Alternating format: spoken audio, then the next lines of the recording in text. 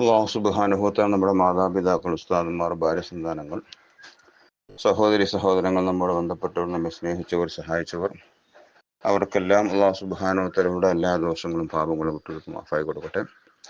അവരുടെ നമ്മുടെ എല്ലാവിധ രോഗങ്ങളും അള്ളാഹു തആല ശിഫയാക്കി ആഫിയത്തോടുകൂടി അള്ളാഹുവിൻ്റെ പൊരുത്തത്തിലായിട്ട് ദീർഘായുസ്സും അവസാനം ഈമാൻ സലാമത്തായി അവൻ ഇഷ്ടപ്പെട്ട സ്വാലിഹ്യങ്ങളോടൊപ്പം ചേരാനും അള്ളാഹു തൗഫീഖ് ചെയ്യട്ടെ. പരിശുദ്ധ റമദാൻ മാസം വിട പറയാൻ അടുത്തിരിക്കുകയാണ്. പരിശുദ്ധ റമദാൻ മാസം അനുകൂലമായ സാക്ഷ്യം ലഭിക്കുന്ന മുത്തഖീങ്ങളിൽ നമ്മളെല്ലാവരെയും അല്ലാഹു തആല ഉൾപ്പെടുത്തട്ടെ. അവസാനം ഇനിയും കുറേ കാലം വീണ്ടും വീണ്ടും റമദാനെ സ്വീകരിക്കാൻ ഹിബാത്തുകൾ ചെയ്യാനും അല്ലാഹു തൗഫീഖ് ചെയ്യട്ടെ. ഗൾഫ് ലോകത്ത് ഉരുണ്ടുകൂടിയ ആ പ്രശ്നങ്ങൾ, ആ ബുദ്ധിമുട്ടുകൾ എല്ലാം അല്ലാഹു ഇല്ലാതെയാക്കി നമ്മുടെ ഗൾഫ് സഹോദരങ്ങൾക്കും മക്കൾക്കുമൊക്കെ അല്ലാഹു സുബ്ഹാനഹു വ തആല സമാധാനവും ശാന്തിയും പ്രദാനം ചെയ്യട്ടെ. അവിടെ മഴീഷത്തിൻ്റെ വഴി കണ്ടെത്താൻ വേണ്ടി ദൂരയാത്രത്തേക്ക് പോയ അവരെ അല്ലാഹു സുബ്ഹാനഹു വ തആല സഹായിക്കട്ടെ. അല്ലാഹു സുബ്ഹാനഹു വ തആല അവർക്കെല്ലാം അവരുടെ ജോലിയിലും മറ്റു കാര്യങ്ങളൊക്കെ അല്ലാഹു തആല ഖൈറും ബർക്കത്തും റാഹത്തും പ്രദാനം ചെയ്ത് അല്ലാഹു സുബ്ഹാനഹു വ തആല നമ്മുടെ എല്ലാ കാര്യങ്ങളും സന്തോഷത്തിലാക്കി തരുമാറാകട്ടെ. ആമീൻ റഹ്മത്തിക യാ അർഹമർ റഹീമീൻ. പ്രിയമുള്ള സുഹൃത്തുക്കളെ, സ്നേഹിതന്മാരെ, പണ്ഡിതന്മാരെ, നാം ഇന്നലെ ക്ലാസ് എടുക്കാൻ നമുക്ക് കഴിഞ്ഞില്ല. ഇന്നലെ കുറച്ച് സമയം വൈകിയത് കൊണ്ട് ക്ലാസ് എടുത്തിട്ടില്ല. സാധാരണ വെള്ളിയാഴ്ച നമ്മൾ ലീവാക്കാറുള്ളത്. അതുകൊണ്ട് ഇന്നലെ ക്ലാസ് എടുക്കാത്തത് കൊണ്ടാണ് ഇന്ന് ഞാൻ ക്ലാസ് എടുക്കുന്നത്. നമ്മൾ പറഞ്ഞു വന്നിരുന്ന വിഷയം നോമ്പിൻ്റെ പൂർണ്ണതയെ ഉണ്ടാക്കുന്ന, പൂർണ്ണതയിലേക്ക് എത്തിക്കുന്ന സുന്നത്തുകളെ സംബന്ധിച്ചാണ് നമ്മൾ പറഞ്ഞു വന്നത്. ഏതാനും ചില സുന്നത്തുകളെല്ലാം നമ്മൾ പറയുകയുണ്ടായി. കഴിഞ്ഞ ദിവസം നാം പറഞ്ഞു വെച്ച അവസാനത്തെ സുന്നത്ത് അത്താഴം കഴിക്കുന്നത് കഴിവതും ചിന്തിക്കണമെന്നും നോമ്പ് തുറക്കുന്നത് ഉളരിപ്പിക്കുകയും ചെയ്യണമെന്നാണ്. നോമ്പ് തുറക്കുന്നത് എന്തുകൊണ്ട് എന്നാണ് ഈ പറയാൻ പോകുന്നത്. നോമ്പ് തുറക്കാൻ ഏറ്റവും ഉത്തമമായത് ഈത്തപ്പഴമാണ്. രണ്ടാമത് കാരക്ക. ഈത്തപ്പഴം കാരക്ക ഒരേ തന്നെയാണ്, ഒന്ന് പഴുത്തത് ഒന്ന് ഉണങ്ങിയത്. അത് കഴിഞ്ഞാൽ പിന്നെ വെള്ളം. വെള്ളങ്ങളുടെ കൂട്ടത്തിൽ ഏറ്റവും നല്ലത് സംസം വെള്ളമാണ്. അതുമില്ലെങ്കിൽ പിന്നെ മധുരമുള്ള തീ തൊടാത്ത മുന്തിരി പോലത്തെ പഴങ്ങൾ. ഇവളെ കൊണ്ടാണ് നോമ്പ് തുറക്കേണ്ടത്.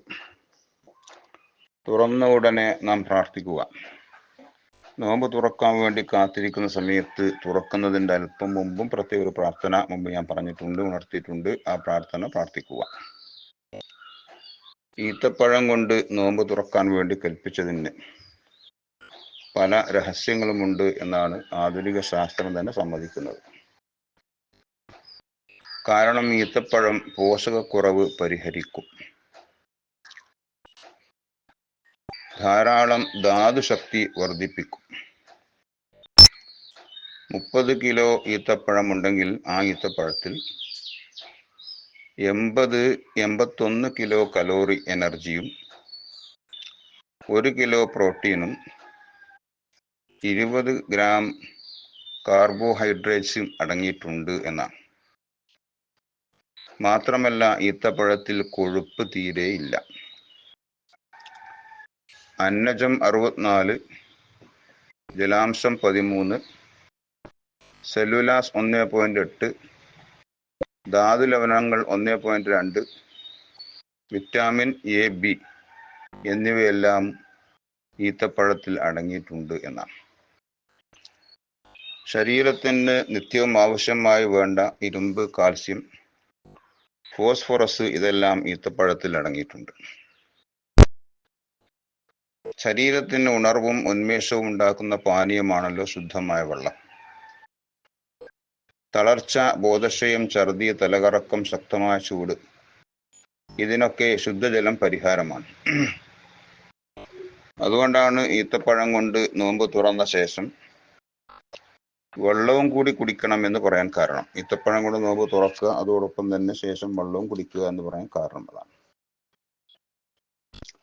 അപ്പൊ ഈത്തപ്പഴം കൊണ്ട് നോമ്പ് തുറക്കുന്നതിൽ ധാരാളം നന്മകൾ അതിൽ അടങ്ങിയിട്ടുണ്ട്.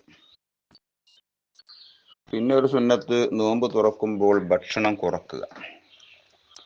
കൂടുതൽ ഭക്ഷണം കഴിക്കരുത്, ഭക്ഷണം കുറക്കുക. കാരണം കൂടുതൽ ഭക്ഷണം കഴിക്കുക എന്നത് നോമ്പിന്റെ ഉദ്ദേശത്തിന് എതിരായിരിക്കും. നോമ്പിന്റെ ഉദ്ദേശം ആമാശയം കാലിയാക്കി വികാര വിചാരങ്ങളെ തടയുകയും ആത്മീയ ശുദ്ധി നേടലുമാണ് നോമ്പിന്റെ ഉദ്ദേശം. പകൽ സമയം മുഴുവൻ ആമാശയം കാലിയായി ഒഴിവായിരിക്കുമ്പോൾ ഭക്ഷണത്തിനോട് കൂടുതൽ ശഹ്വത്തും ആർത്തിയും ഉണ്ടാവും. അപ്പോൾ ആഗ്രഹിച്ചതൊക്കെ തിന്നാൻ വേണ്ടി നമ്മൾ മെനക്കെട്ടാൽ അത് വികാര വിചാരങ്ങൾ ഉണർത്തുകയും അതിന് കരുത്തുണ്ടാക്കുകയും ശഹ്വത്ത് കൂട്ടുകയുമാണ് ചെയ്യുക. അതുകൊണ്ട് തുറക്കുന്ന സമയത്ത് ഭക്ഷണം നാം കുറക്കണം. തുറക്കുന്ന സമയത്ത് നിന്ന് മാത്രമല്ല, രാത്രിയിലെ ഭക്ഷണങ്ങളൊക്കെ ഒരു ക്രമീകരണം അതിന് വരുത്തണം. ഇതൊക്കെ നോമ്പിന്റെ സുന്നത്തുകൾ പെട്ടതാണ്. അതുപോലെ തന്നെ നോമ്പുകാരൻ പുണ്യകർമ്മങ്ങൾ കഴിവിന്റെ പരമാവധി വർദ്ധിപ്പിക്കണം. ആ പുണ്യകർമ്മങ്ങളിൽ ഏറ്റവും പ്രധാനമായത് ഖുർആൻ പാരായണം തന്നെയാണ്. കാരണം ഖുർആൻ അവതരിച്ചു എന്നതാണല്ലോ റമദാനിന്റെ മഹത്വം തന്നെ. റമദാനിക്ക് മഹത്വം ഉണ്ടായത് തന്നെ ഖുർആൻ അതിൽ അവതരിച്ചു എന്നതുകൊണ്ടാണല്ലോ. അപ്പൊ ഖുർആനിന്റെ വാർഷികമാണ് റമദാൻ.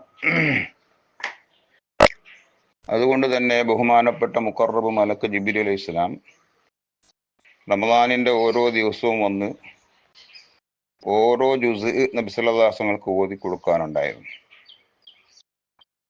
അങ്ങനെ റമദാൻ കഴിയുമ്പോഴേക്ക് 30 ജുസും ഖത്മ് അവർ തീർക്കാറുണ്ട്. നബി സല്ലല്ലാഹു അലൈഹി വസല്ലം തങ്ങൾ വഫാത്തായ ആ വർഷം 2 ഖത്മ് ബഹുമാനപ്പെട്ട ജിബ്രീൽ ഇസ്ലാം വന്ന് നബി സല്ലല്ലാഹു അലൈഹി വസല്ലം ഓതി കൊടുത്തുകൊണ്ട് തീർത്തിട്ടുണ്ട് എന്നാണ്. ഒരു സത്യവിശ്വാസിയെ സംബന്ധിച്ചിടത്തോളം ഖുർആനുമായുള്ള അവന്റെ ബന്ധം അനിവാര്യമാണ്.